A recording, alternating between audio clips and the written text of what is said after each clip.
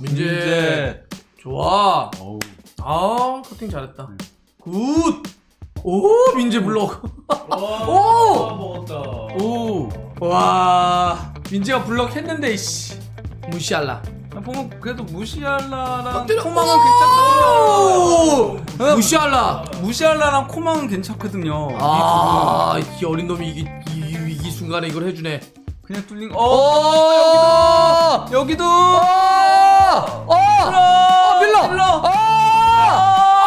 텔. 결국 밀러랑 텔. 결국 교체 멤버들. 진작에 교체를 했어야지 그러니까. 아, 저희가 오늘 이제 챔피언스 리그 재개 맞아가지고 이 스튜디오도 이렇게 새롭게 단장하지 않았습니까? 이 표정은 뭐죠? 어디서 약을 파세요? 그래서 어쨌든 새벽에 연휴도 끝났는데 챔피언스 리그가 쭉 열렸습니다. 아, 일단 김민재 선수의 바이에른 뮌헨 경기가 있었는데, 아니 보니까 이게 바이에른 뮌헨이 약간 공격의 문제지 수비 문제 아니구먼. 아, 뭐 저희 수비 잘하는데요 뭐. 그 이전까지는 공격도 잘했었죠. 근데 오늘은 정말 공격이 최악이었죠. 네, 그래서 너무 어려움을 좀 겪을 수 있었는데 수비가 버텨내면서 결국은 이 경기를 가져가는 이런 이제 모습들이 있었는데, 일단 김민재 선수 얘기 궁금하시니까, 아니 저희 마테우스 한번 오라고 해야 되는 거 아니에요? 뭐라고 그러더니 잘하잖아. 김민재 선수가 오늘 자 경기를 했는데 최고점을 받았습니다. 양팀 그것도 합쳐서. 코펜하겐 원정을 갔는데 바이에른 뮌헨과 코펜하겐 선수들 합쳐서 최고점 7.7점. 이거는 뭐 둘 팀 합쳐가지고 최고인데, 이거 어떻게 보셨어요 오늘 김민재 선수의 활약은? 김민재 선수 오늘은 조금 더 그러니까 뭐랄까 안정적으로 수비를 하려고 노력을 하더라고요. 그러니까 저도 그게 좀 보였어요. 예, 이전 경기보다 튀어나가는 게 좀 적었죠. 그리고 이거는 아마 벤치에서 지시도 들어간 것 같아요. 우파메카노가 올라갈 때 김민재 선수가 계속 뒤에 머무는 장면들이 많이 있었거든요. 예, 그러면서 이제 뭐 이 경기에서 클리어링도 3회를 기록했고, 또 이제 슈팅 차단도 한번 굉장히 위협적인 슈팅 막아냈었죠. 골대 안으로 들어가는 그런 슈팅을. 거기다가 이제 뭐 가로채기도 3회 기록하고, 그리고 태클도 한번 기록하고, 무엇보다도 또 이제 패스도 굉장히, 특히 이제 사네 쪽으로 패스를 굉장히 대각선 패스를 정말 잘 보내줬었거든요. 정말 많이. 예, 그렇죠. 예, 그럼에도 사실 이 대각선 패스가 쉽지 않잖아요. 그러니까 이런 얘기를 하지. 프로 레벨의 선수들은 오픈 연결들은 할 수 있는데 그게 얼마나 좋은 탄도 빠르게 전환되느냐인데, 진짜 사네 쪽으로 쫙 날아가서 꽂히는. 우리가 경기 보면서 계속 와, 롱패스 10번 시도해가지고 8번 성공시켰거든요. 일단 지금 아까도 얘기했던 것처럼 김민재 선수가 오늘은 지금 보니까 영국 쪽에서 보셨나봐요. 영국 해설로.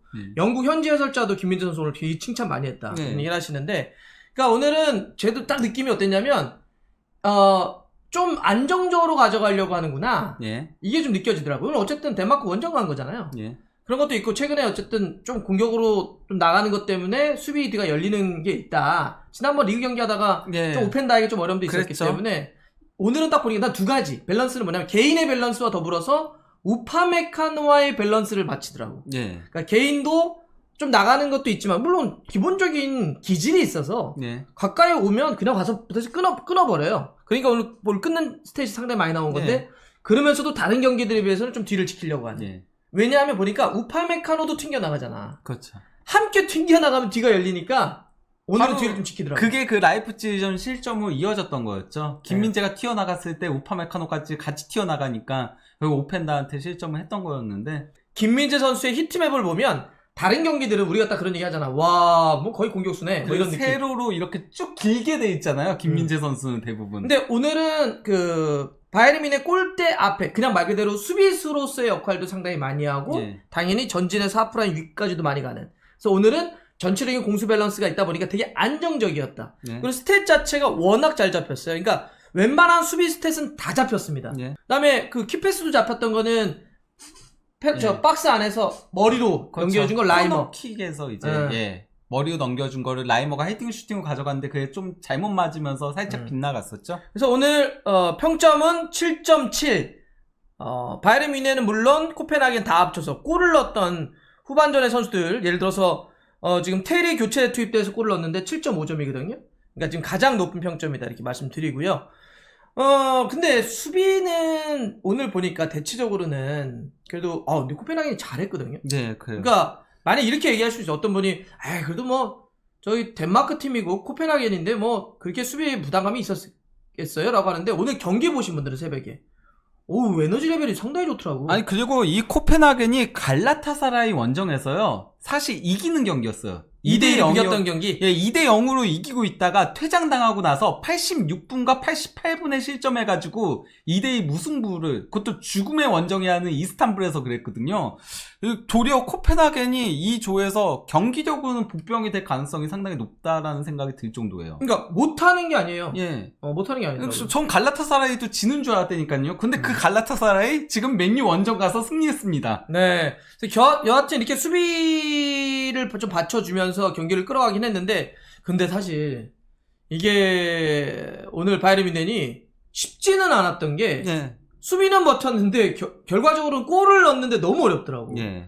오늘은 해리 케인은 보이지도 않고 사네는 왜 이렇게 미스를 많이 하고. 그러니까 저는 그 선수들의 미스도 미스인데 투엘 감독을 좀 지적을 해야 되지 않나라는 생각이 들어요. 왜냐면은 최근 바이언 공격이 잘 풀리기 시작했던 게 처음에 좀 너무 개인 기량으로만 어떻게 다득점 승리를 거두다가, 근데 이제 경기 그 공격이 풀려나가는 그런 거 자체 연계는 그렇게 좋지 못했잖아요. 그러니까 개인으로 찍어 눌렀지. 예. 전체적인 어떤 조합이나 연계는 좋지 않았다. 그러다가 이제 그 맨유전부터 그 공격의 흐름 같은 것들이 좋게 흘러갔던 게 케인이 내려오면서부터였거든요. 근데 이 경기에서는 케인이 내려온 게 막판에 좀 내려와서, 그러니까 또 풀렸잖아요. 케인이 내려오니까. 너무 박혀있더라고. 그 전까지는 그냥 박스 안에 박아놓고 플레이를 했고요. 거기다가 오늘 경기 엑스맨이 버젓이 보였어요. 사네하고 그리고 라이머는 이 경기 중앙 미드필더가 패스 속률 58% 나온 거, 이거는 선 넘은 거거든요. 중앙 미드필더는 아무리 못 나와도 80%는 이상은 나와야 돼요. 중미니까. 그것도 수비형 미드필더니까, 수비형 미드필더면은 80%대 후반은 나와야 돼요. 바이언 같은 팀이면. 근데 58%면 이거는 선 넘은 거거든요. 그래서 라이머가 계속 패스 끊기고, 또 이제 사네가 오늘따라 얘가 도리어 그동안은 슈팅을 너무 남발해서 문제였지 슈팅을 안 때려서 문제가 아니었는데, 오늘은 김민재가 보내주는데도 이걸 받고 접고 때리면 되는데 계속 볼을 끌고 드리블을 계속 치다가 뺏기는 거예요. 오늘 김민재가 롱볼로 사네에게 정확하게 꽂혔던 게 진짜 많았거든. 사실 이런 경기면은 김민재 선수 키패스 한 4번 나올 뻔했어요. 진짜로. 사네가 그거 그냥 접고 때리기만 해도 키패스 4번 정도 나오는 건데, 사네가 코펜하겐 선수들을 얕잡아 본 건가 싶을 정도로 계속 드리블 치다가 계속 뺏기고, 볼 길게 하다가. 예, 터치 계속 길어지면서 뺏기고, 이게 반복됐었거든요. 그러다 보니까 키미도 오늘 실수가 많아지더라고. 그러니까 네. 주위에 뭐 라이머도 그렇고 못 받쳐주니까 그 패스 잘한다는 키미도 막 볼 이상하게 날아가고 어려움이 많았어요. 그런데 저는 그래서 라이머하고 사네를 좀 일찍 빼고 교체를 빨리 넣어야 된다라고 이 얘기들 제가 그 경기 입중계 내내 얘기를 했었잖아요. 그래서 투엘 얘기를 하는 거구나. 예, 교체 타이밍. 근데 77분의 교체 카드들을 활용을 했거든요. 이거는 너무 늦었죠. 그래서 사실 뒤에 어렵게 얘기했다는 거고요. 예. 사실 그 무시알라의 골 같은 경우는 완전한 개인 능력. 그렇죠. 가랑이로 빼놓고 그걸 때려가지고 후려가지고 골도 넣었었고. 그다음에 두 번째 골은 교체 투입된 선수들이 토마스 밀러, 그다음에 마티스텔이 넣어가지고 이제 그거를 하긴 했는데 좀 타이밍이 좀 그랬다. 근데 딱 고레츠카하고 어쨌건 마티스텔하고 밀러하고 들어가니까 공격 흐름이 훨씬 좋아졌잖아요. 근데 전체적으로 바이에른 뮌헨이 뎁스가 조금 엷은 느낌이 있네. 그렇죠. 예. 그러니까 예를 들면 사네가 안 좋으면 뭐 이렇게 좀 돌린다든지, 전체적으로 뭐 김민재도 사실 그런 거 얘기했었잖아. 약간 부상은 아니지만 약간 종아리에 무리가 가 있는 상태에서 조금 더 좀 쉬게 해줘야 되는데 계속 하다 보니까 좀 갈아 쓰는 느낌이 있다. 근데 지금 앞쪽도 예를 들면 친구들도 좀 로테이션이 필요한데 그렇죠. 갈아 쓰다 보니까 경기력이 균일하게 나오지 못하는. 그럼 사네 같은 경우도 프로이센 민스터하고의 포칼 경기도 풀타임을 소화했거든요. 사실 그 경기는 그런 경기 돌려야지. 예, 그러면서 지금 사네가 계속 풀타임으로 나왔었어요.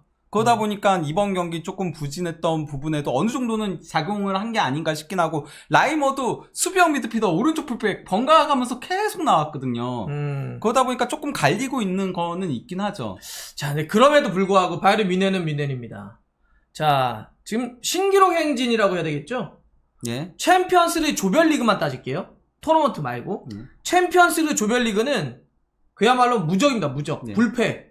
최근에 15연승. 예. 챔스 조별리그에서. 이게 최다 연승 기록이죠. 챔피언스리그 역대. 15연승 포함을 해서 36경기 무패 행진. 이것도 최다 경기 무패 기록이죠. 이러면 한 6시즌 정도 안 지고 있다는 건가? 예. 와, 여기에 하나 더 추가가 됐습니다. 이번에. 코펜하겐 원정에서 승리를 거두면서 챔피언스리그 조별리그 18경기 연속 승리. 이것도 챔피언스리그 역대 원정 최다 경기 연속 승리에 해당합니다. 종전 기록이 바르셀로나 17연승이었거든요. 이제 이런 기록들을 좀 깨나가고는 있고요.